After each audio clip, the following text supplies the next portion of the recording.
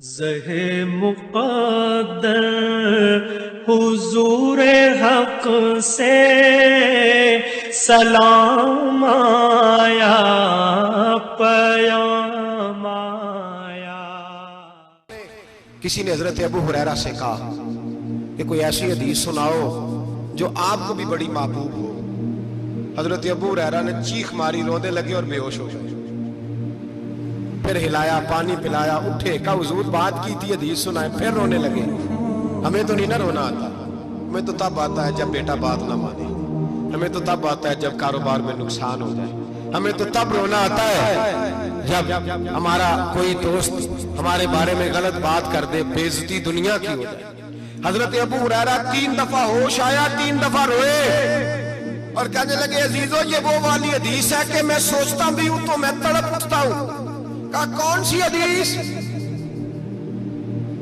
تو حضرت ابو ہریرہ کہنے لگے میں نے نبی پاک سے سنا ہے قیامت میں سب سے پہلے علماء کا حساب ہوگا، سب سے پہلے علماء کا۔ رب کریم فرمائے گا تمہاری دین کے نام پر بڑی موجیں تھیں، تمہارے بڑے پوسٹر چھپتے تھے، لائنیں بنا کے لوگ تمہارے ہاتھ چومتے تھے، لوگ تمہاری گھڑی کو بھی چومنا اپنے لیے سعادت سمجھتے تھے۔ بتاؤ میرے رسول کے نام پر کھانے والوں کیا کر کے آئے ہو؟ عمل بتاؤ، عمل۔ موج بڑی کی نا تم نے، بتاؤ عمل۔ علماء عالم عرض کرے گا اے اللہ میں جگہ جگہ تیرے رسول کے دین کی بات کرتا تھا، میں قرآن کے درس دیتا تھا، میں راتیں بیدار رہ کے تیاریاں کرتا تھا، میں جو بن سکا کیا۔ رب فرمائے گا نہیں، تو نے تو اس لیے کیا تھا کہ لوگ تجھے پیر صاحب کہیں، مولانا صاحب کہیں، تیرے نعرے لگائے تو لگے نہیں پھر تیرے نعرے، پھر لوگوں نے لمبے لمبے القابات پکارے نہیں تیرے۔ حضور سید عالم علیہ السلام فرماتے ہیں پہلا حساب اس کا لے گا جو عالم کہلاتا تھا۔ رب پوچھے گا تجھے طاقت دی، ہمت دی، بولنے کی صلاحیت دی، اپنے فضل سے دی، بتا کیا کما کے آیا ہے۔ حضرت ابو ہریرہ روتے ہیں، کہتے ہیں میں بھی تو حدیثیں سناتا ہوں، میں بھی تو عالم ہوں، میرے پیچھے بھی تو لوگ بھاگتے ہیں۔ لوگوں بتاؤ اگر اللہ نے ابو ہریرہ سے پوچھا تو کیا جواب دے گا؟ اللہ فرمائے گا علماء کے لیے بخاری مسلم ہے، انہیں اٹھاؤ اور جہنم میں ڈال دو۔ امام غزالی فرماتے ہیں اگر کسی عالم کو سزا ملی تو سب سے سخت عالم کو ملے گی۔ دعا فرمائے اللہ میرے جیسے لوگوں کو ہدایت کا رستہ عطا فرمائے، اور جو کہتے ہیں سمجھتے ہیں اللہ اس پر عمل کی توفیق عطا فرمائے۔ فرمایا حضرت ابو ہریرہ نے دوسرے نمبر پر سخی اللہ کی بارگاہ میں کھڑا کیا جائے، مالدار۔ رب فرمائے گا بول، کچھ ایسے بھی تھے جن کے پاس شام کی روٹی نہیں تھی، تجھے میں نے تیری تجوری بھر کے تجھے دولت عطا کی، تجھے وراثت میں نے مربع دیے، جائیدادیں دی۔ بتا وہ کچھ وہ تھے سویرے مزدوری کرنے جاتے تھے، کما کے لاتے تھے، ہزاروں روپیہ تیری بینک میں پڑا تھا، بتا کیا کیا تو نے؟ اے اللہ میں نے مسجد میں دیے، مدرسے میں دیے، 30 دن افطاریاں پکاتا رہا۔ اللہ فرمائے گا تو جھوٹ بولتا ہے، تو سارا کچھ اس لیے کرتا تھا کہ لوگ تجھے سخی کہے۔ ہاں ہاں تیرا اعلان ہوا مسجد میں، لوگوں نے کہا وہ دیکھو کتنے پیسے دے رہا ہے، اس کا وہ دیکھو نام لکھا ہوا ہے ہسپتال کے ایک کونے میں کہ یہ والا بلاک فلاں سیٹھ صاحب نے بنایا، یہ دیکھو لکھا ہوا ہے کہ یہ کمرہ مدرسے کا اس نے بنایا، تو لکھ دیا گیا، نعرے لگ گئے، اب جا دوڑ جا۔ اللہ جہنم میں پھینک دے گا۔ فرمایا پھر شہید کھڑا کیا جائے گا۔ ہاں بھئی تجھے طاقت دی، ہمت دی، بتا کہاں خرچ کی، کہاں؟ اے اللہ شہید ہی ہو گیا۔ فرمایا وہ تو اس لیے ہوا تھا کہ لوگ تجھے شہید کہیں، بہادر کہیں، تیرے نام پہ روڈ کا نام رکھا جائے، تمغہ حسن کارکردگی ملے، سو مل گیا۔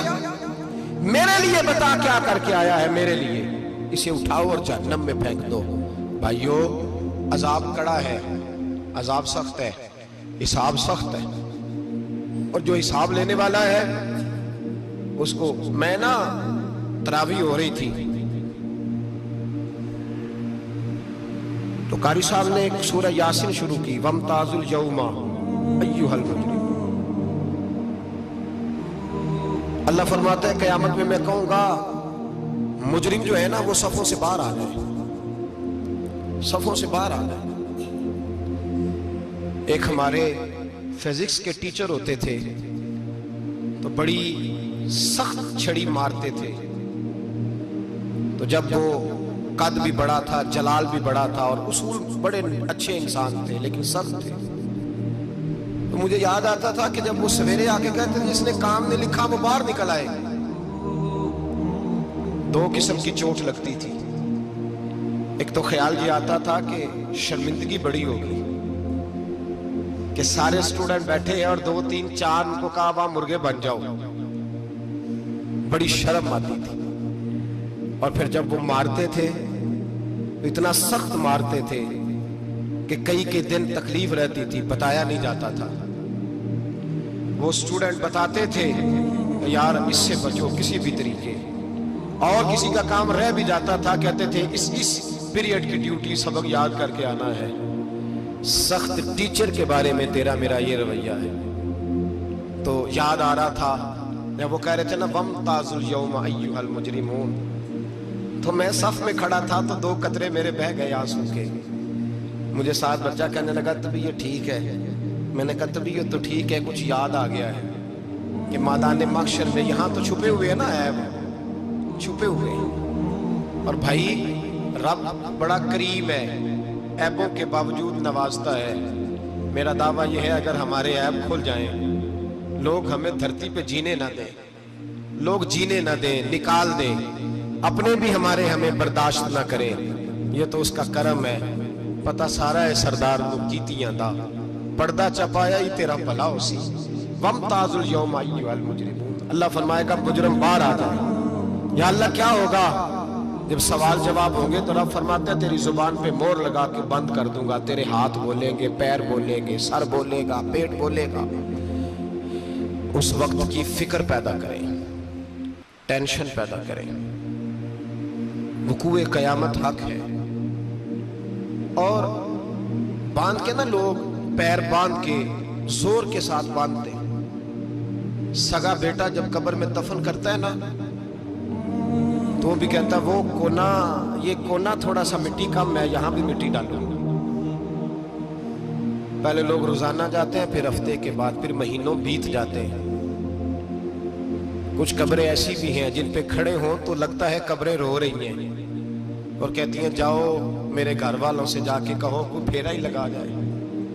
ایک دفعہ آئے تو صحیح، کوئی مٹی نہیں ڈالتا. بادشاہوں کی قبریں روتی ہیں، سرمایہ داروں کی قبریں روتی ہیں، کوئی جاتا نہیں. اتنے موٹے سوراخ ہیں قبروں میں. آپ اپنے شہر کے قبرستان پھر کے دیکھ لیں، سوراخ ہے.